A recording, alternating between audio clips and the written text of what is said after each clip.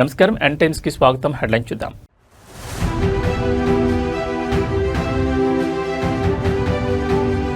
AP పర్యటనకు విచ్చేసిన ఉపరాష్ట్రపతి సిపి రాధాకృష్ణన్ దేశంలోని తొలి నాన్ జిఎంఓ పాప్కార్న్ విత్తనం ఆవిష్కరణ.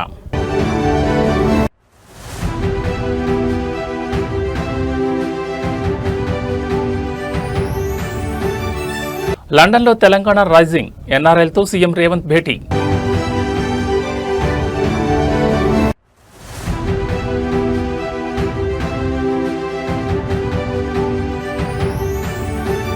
పాలిటెక్నిక్ విద్యార్థుల ఆందోళనకు బీఆర్ఎస్ మద్దతు, జీవో 97 ఉపసంహరణకు డిమాండ్. ఇక డీటెయిల్స్ చూస్తే భారత ఉపరాష్ట్రపతి సిపి రాధాకృష్ణన్ ఆంధ్రప్రదేశ్ పర్యటనకు విచ్చేశారు. గన్నవరం వద్ద ఉన్న విజయవాడ అంతర్జాతీయ విమానాశ్రయం చేరుకున్న ఉపరాష్ట్రపతికి రాష్ట్ర గవర్నర్ ఎస్ అబ్దుల్ నజీర్, ప్రజాప్రతినిధులు మరియు ఉన్నతాధికారులు ఘనస్వాగతం పలికారు. విమానాశ్రయం నుంచి నేరుగా గుంటూరు జిల్లా పరిధిలోని కృష్ణయ్యపాలెంలో ఉన్న గవర్నమెంట్ పాప్కార్నిక్ ఫ్యాక్టరీకి ఉపరాష్ట్రపతి చేరుకున్నారు. భారతదేశంలోనే మొట్టమొదటి non GMO high expansion popcorn Moiz hybrid విత్తనాన్ని ఉపరాష్ట్రపతి ఈ సందర్భంగా అధికారికంగా ఆవిష్కరించారు. ఈ విత్తనం ద్వారా మొక్కజొన్న రైతులకు దిగుబడి, ఆదాయం గణనీయంగా పెరుగుతుందని నిపుణులు స్పష్టం చేస్తున్నారు. ఈ కార్యక్రమంలో భాగంగా దేశవ్యాప్తంగా 8 రాష్ట్రాల నుంచి విచ్చేసిన ఉత్తమ ప్రతిభ కనబర్చిన మొక్కజొన్న రైతులను ఉపరాష్ట్రపతి సిపి రాధాకృష్ణన్ శాలువాతో సత్కరించి జ్ఞాపికలను అందజేశారు. అధునాతన వ్యవసాయ పద్ధతులు, పరిశోధనలు రైతులకు ఆర్థికంగా ఎంతో ఊతాన్నిస్తాయని ఈ సందర్భంగా ఆయన పేర్కొన్నారు.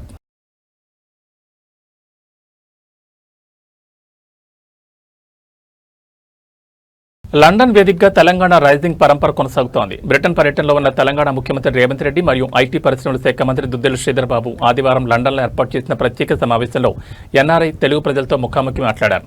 రాష్ట్ర ప్రగతిలో ప్రవాస భారతీయులను భాగస్వాములను చేసే దిశగా ఈ భేటీ అత్యంత ప్రాధాన్యత సంతరించుకుంది.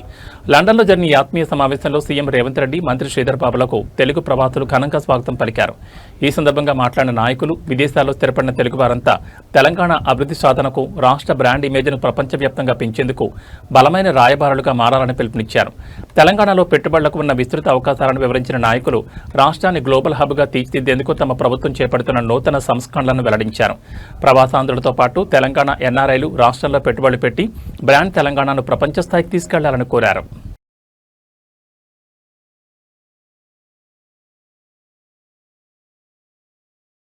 కాంగ్రెస్ ప్రభుత్వం తీసుకొచ్చిన జీవో 97 వల్ల రాష్ట్రంలో పాలిటెక్నిక్ విద్యా వ్యవస్థ తీవ్ర గందరగోళానికి నెట్టబడగా ముఖ్యమంత్రి రేవంత్ రెడ్డి తుగ్లక్ నిర్ణయాల వల్ల విద్యార్థుల భవిష్యత్ ప్రశ్నార్థకంగా మారిందని మాజీ ఎంపీ బోయినపల్లి వినోద్ కుమార్ మండిపడ్డారు.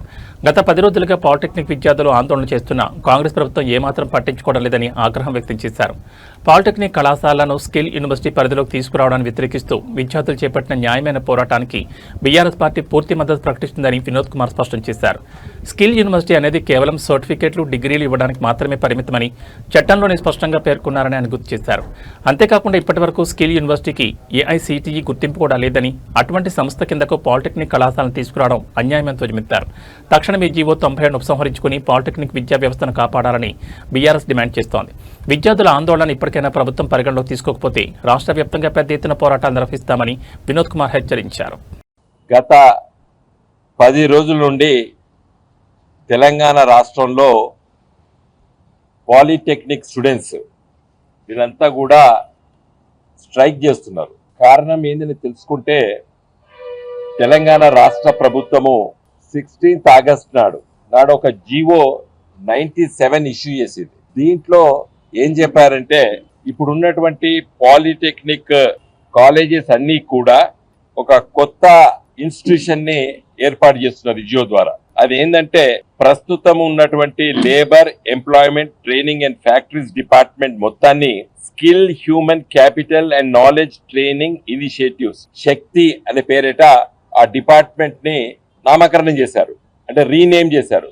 ఉన్న పేరుని మార్చేసి ఈ పేరు పెట్టారు. పెట్టి దీన్ని మరి డిపార్ట్మెంట్ ఆఫ్ లేబరు, ఎడ్యుకేషన్ కాకుండా యంగ్ ఇండియా స్కిల్స్ యూనివర్సిటీ ఏదైతే YSU మన ముఖ్యమంత్రి రేవంత్ రెడ్డి గారి మదిలో ఉన్నటువంటి ఆలోచన ఒక స్కిల్ యూనివర్సిటీ పెట్టాలని. మంచిదే, పెట్టడంలో తప్పేం లేదు. అది దాదాపు 2 సంవత్సరాల పెట్టి కూడా దానికి ఇవి అఫిలియేట్ చేశాడు. Number 2nd point. 3rd point ఏం చేశాడు, all industrial training institutes ITIs ఉన్నాయి, అడ్వాన్స్ టెక్నాలజీ సెంటర్స్ ATCs, వీటన్నిటిని కూడా ఈ స్కిల్ యూనివర్సిటీకి అఫిలియేట్ చేశాడు. తర్వాత 4th point, all polytechnic colleges shall be brought under Young India Skills University framework and ecosystem అన్నాడు.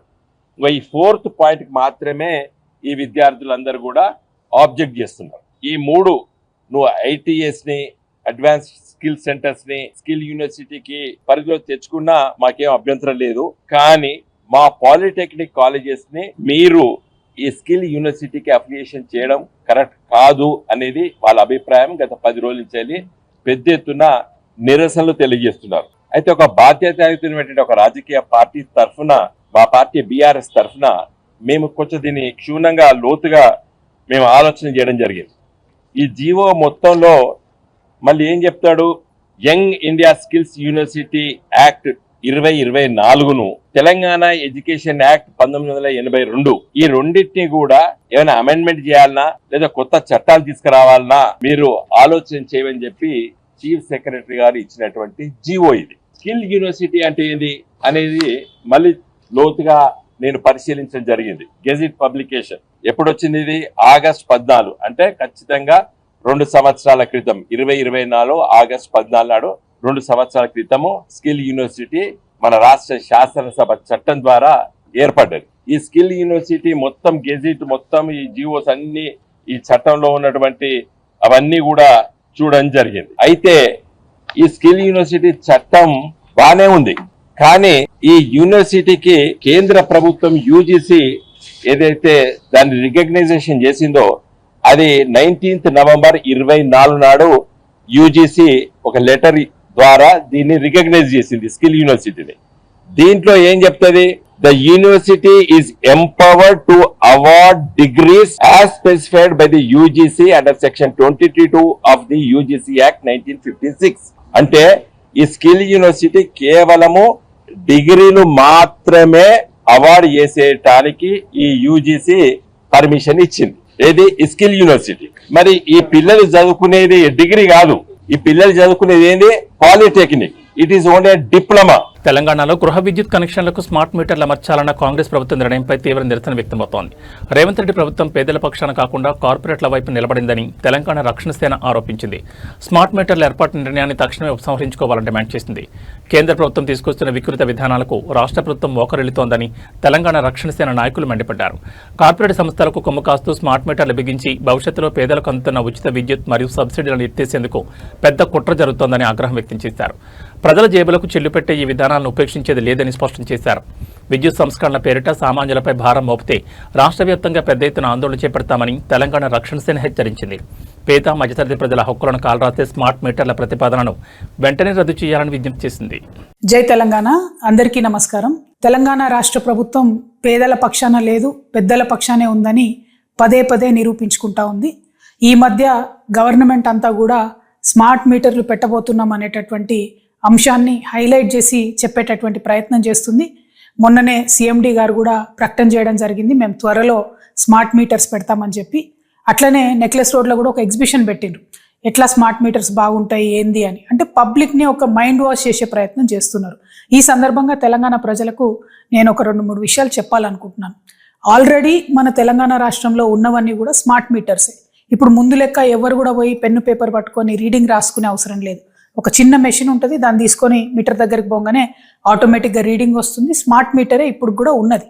కానీ ఇప్పుడు వీళ్ళు ప్రపోజ్ చేసేటటువంటి కొత్త మీటర్ ఏంటంటే, ఏదైతే రైతులు ఢిల్లీ సింగ్ బార్డర్ దగ్గర ఉద్యమం చేస్తే నల్ల చట్టాలు తొలగించిండ్రో, ఆ నల్ల చట్టాల్లో భాగంగా అదానీ వాళ్ళ కంపెనీకి సంబంధించి మీటర్లు ఏవైతే వ్యవసాయానికి పెట్టాలనుకున్నారో, ఇప్పుడు కొత్తగా కేంద్ర ప్రభుత్వం ఒక కొత్త పథకం తీసుకొచ్చింది. దాన్ని రాష్ట్ర ప్రభుత్వం సంతకం పెట్టి ఒప్పుకొని ఇవాళ కొత్త స్మార్ట్ మీటర్లు పెట్టాలనుకుంటుంది. మరి కొత్త స్మార్ట్ మీటర్లు పెడితే నష్టమేంది అంటే, ఇవి మన సెల్ ఫోన్ ఎట్లయితే మనం మొదలే ఒక 1000 రూపాయలు, 500, 100 రూపాయలు పెట్టి ప్రీపెయిడ్ ఎట్లా చేసుకుంటామో అట్లా ప్రీపెయిడ్ స్మార్ట్ మీటర్లు పెట్టాలనుకుంటున్నారు. సరే, మొన్న మనందరం కూడా ఈఆర్సీలో గొడవ చేస్తే వ్యవసాయానికి పెట్టమని చెప్పిండ్రు. కానీ ఇప్పుడు మళ్ళీ మొత్తం పబ్లిక్కి పెట్టాలి, ప్రతి ఇంటికి కూడా స్మార్ట్ మీటర్ పెట్టాలనే ఒక ప్లాన్ చేస్తూ ఉన్నారు. దీనివల్ల నష్టమేంది? ఆల్రెడీ ఉత్తరప్రదేశ్లో ఈ ఎక్స్పెరిమెంట్ అయితే మొత్తం ప్రతి ఇంట్లోంచి మీటర్లు పీక్కొచ్చి ఎలక్ట్రిసిటీ ఆఫీసులలో మీటర్లు వేసి వెళ్ళిపోతున్నటువంటి పరిస్థితి ఉన్నది.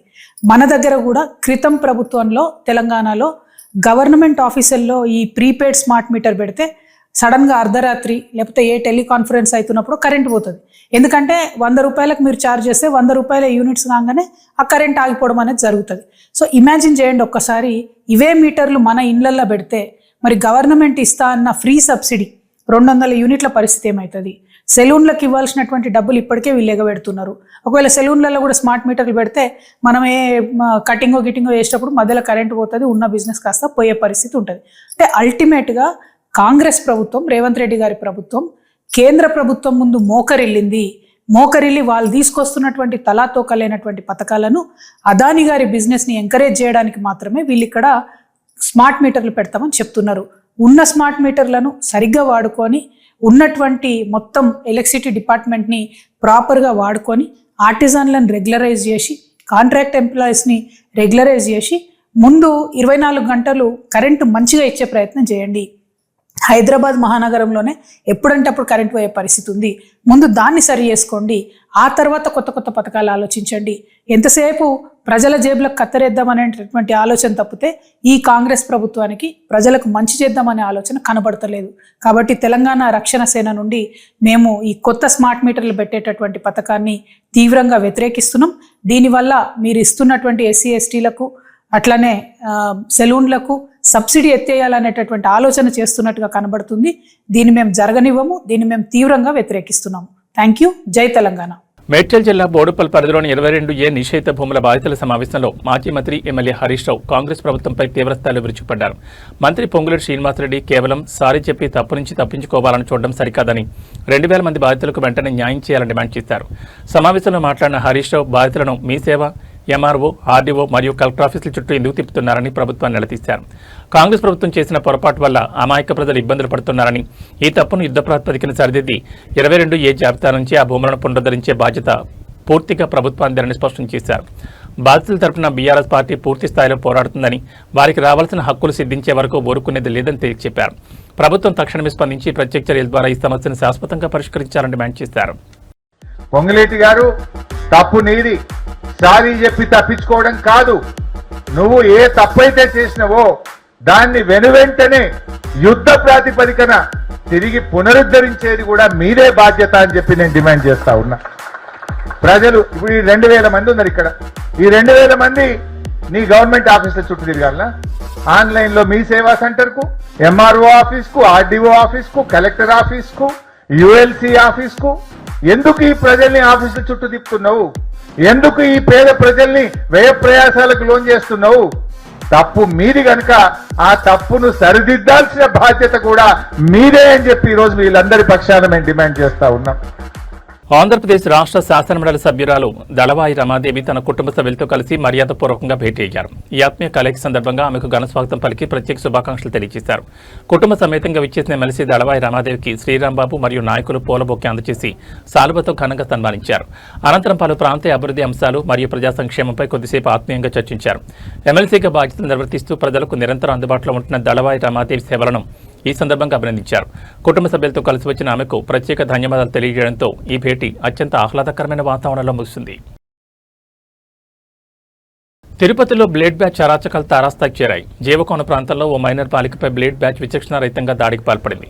ఈ ఘటన స్థానికంగా తీవ్ర కలకలం రేపింది. జీవకోన అంబేద్కర్ విగ్రహం సమీపంలోని ఓ బేకరీ ఎదురుగా ఈ దుర్ఘటన చోటు చేసుకుంది. బాధితురాలిని జీవకోనకు చెందిన కోర్మారావు కుమార్తె సుప్రియగా గుర్తించారు. బాలికపై బ్లేడ్ బ్యాచ్ దాడి చేస్తుండగా గమనించిన స్థానికులు వెంటనే అప్రమత్తమై వారిని అడ్డుకున్నారు. తీవ్రంగా గాయపడిన బాలికను రక్షించి తక్షణ చికిత్స నిమిత్తం రుయ్ ఆసుపత్రికి తరలించారు. ఈ దుండగులు గతంలో కూడా ఇదే బాలికపై యాసిడ్ పోసి చంపేందుకు ప్రయత్నించారని స్థానికులు ఆరోపిస్తున్నారు. వరుసగా బాలికను టార్గెట్ చేస్తూ ప్రాణాంతక దాడికి పాల్పడుతున్న నిందితులపై కఠిన చర్యలు తీసుకోవాలని డిమాండ్ చేస్తున్నారు. సమాచారం అందుకున్న పోలీసులు ఆసుపత్రికి చేరుకుని బాధితుల పరిస్థితిని సమీక్షించడంతో పాటు నిందితుల కోసం గాలింపు చర్యలు చేపట్టారు.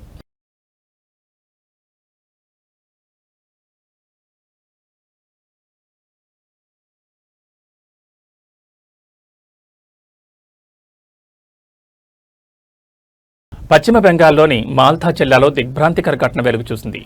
బామన్కోలా పరిధిలోని జగదాల హైస్కూల్లో ఒక మహిళా పాఠశాల సిబ్బందిపై విద్యార్థులు విచక్షణారహితంగా దాడికి పాల్పడ్డారు. ట్రాన్స్ఫర్ సర్టిఫికెట్ జారీకి సంబంధించి చెలరేగిన వివాదమై ఈ దాడికి కారణమని తెలుస్తోంది. పాఠశాల రికార్డుల్లో ఉన్న పేరుకు దరఖాస్తులోని పేరుకు తేడా ఉండడంతో నిబంధనల ప్రకారం సీనియర్ నాన్ టీచింగ్ సిబ్బంది టీసీ ఇచ్చేందుకు నిరాకరించారు. దీంతో ఆగ్రహానికి గురైన కొందరు విద్యార్థులు ఏకంగా స్టాఫ్ రూంలోకి చొరబడి ఆమెతో వాగ్వాదానికి దిగి భౌతిక దాడికి పాల్పడ్డారు.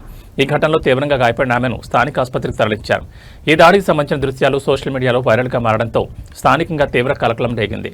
బాధితురాలి ఫిర్యాదు మేరకు కేసు నమోదు చేసిన పోలీసులు వైరల్ వీడియోను ఆధారంగా చేసుకుని దర్యాప్తును వేగవంతం చేశారు. విద్యా సంస్థలో జరిగిన ఈ భౌతిక దాడి ఘటనపై కఠిన చర్యలు తీసుకోవాలని డిమాండ్లు వ్యక్తమవుతున్నాయి.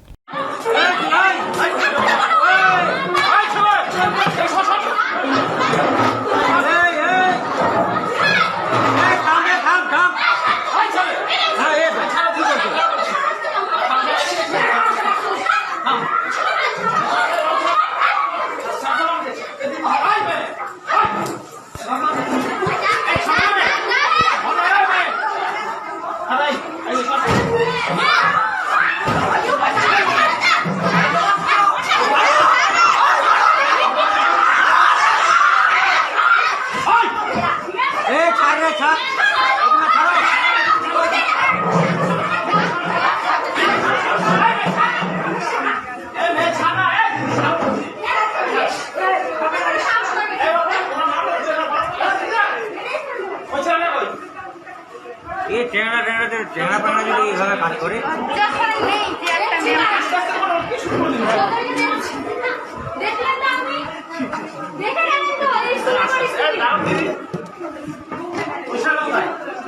এটা বাইরে চলে গেল রিয়াজ রিয়াজ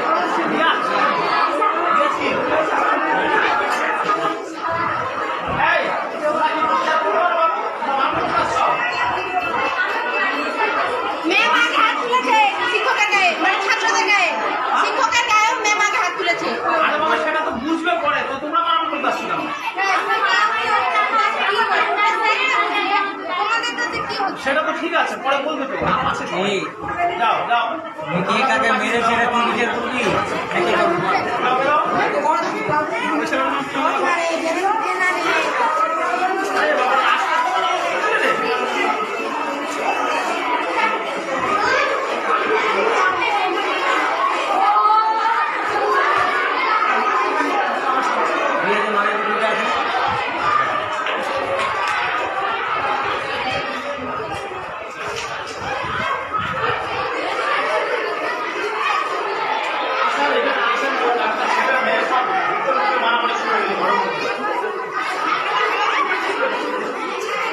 హైదరాబాద్ బులియన్ మార్కెట్లో పసిడి వెండి ధరలు మళ్లీ పైపెక్కెగబాగుతున్నాయి. కొనుగోలుదారులకు తీవ్ర షాక్ ఇస్తూ ఇవాళ కూడా బంగారం వెండి రేట్లు భారీగా పెరిగాయి.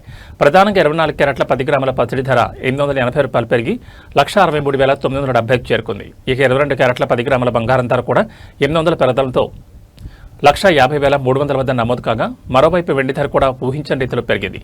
కేజీ వెండి రేటు ఒక్కరోజు ఏకంగా 5,000 ఎగబాకి 2,75,000కు చేరుకుంది.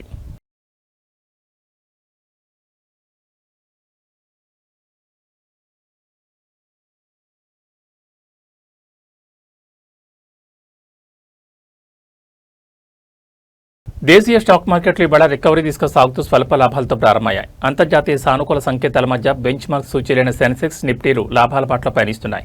నిఫ్టీ 51 పాయింట్లు ఎగిసి 24,303 పాయింట్ల వద్ద, సెన్సెక్స్ 202 పాయింట్లు లాభపడి 77,743 వద్ద కొనసాగుతున్నాయి.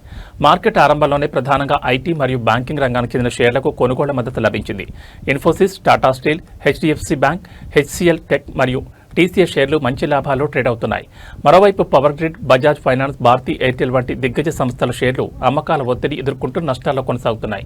మరోవైపు విదేశీ కరెన్సీ మార్కెట్లలో అమెరికన్ డాలర్తో పోలిస్తే భారత రూపాయి విలువ స్వల్పంగా బలపడింది. 5 పైసలు లాభపడి 95.64 వద్ద స్థిరపడింది. ఇన్వెస్టర్ల అప్రమత్తతో కూడిన కొనుగోళ్ల మొగ్గు చూపడంతో మార్కెట్లు సానుకూలంగా స్పందిస్తున్నాయి.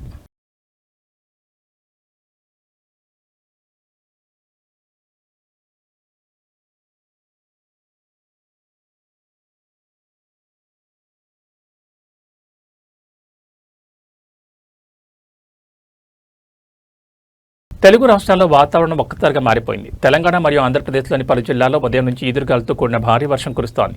హైదరాబాద్తో పాటు ఉమ్మడి వరంగల్, మెదక్, గుంటూరు, ఎన్టీఆర్ జిల్లాల్లో వర్షపు నీరు రహదారులపై చేరడంతో వాహనదారులు తీవ్ర ఇబ్బందులు ఎదుర్కొంటున్నారు. తెలంగాణ వ్యాప్తంగా వరంగల్, హనుమకొండ, జయశంకర్, భూపాలపల్లి, మెదక్, మహబూబాబాద్, జనగామ తదితర జిల్లాల్లో ఎడతెరిపి లేకుండా వర్షం పడుతోంది. రాజధాని హైదరాబాద్లోని ఐటీ కారిడార్, అమీర్పేట్, దిల్సుఖ్ నగర్, కూకట్పల్లి, సికింద్రాబాద్ వంటి ప్రధాన ప్రాంతాల్లో భారీ వర్షం నమోదు కాగా, మరికొన్ని చోట్ల మబ్బులతో కూడిన చిరుజల్లులు కురుస్తున్నాయి. నగరంలో మురుగునీటి నిల్వలను తొలగించేందుకు జీహెచ్ఎంసీ బృందాలు రెస్క్యూ చర్యలు చేపట్టాయి. మరోవైపు ఆంధ్రప్రదేశ్లోని గుంటూరు, పల్నాడు, ఎన్టీఆర్ జిల్లాల్లోనూ ఉరుములు మెరుపులతో కూడిన వర్షం పడుతోంది. రాబోయే 24 గంటల్లో మరిన్ని ప్రాంతాల్లో వర్షాలు పడే అవకాశం ఉందని వాతావరణ శాఖ హెచ్చరించింది. ప్రజలు అత్యవసరమైతే తప్ప బయటకు రావద్దని, విద్యుత్ స్తంభాలు, చెట్ల కింద నిలబడొద్దని అధికారులు సూచిస్తున్నారు.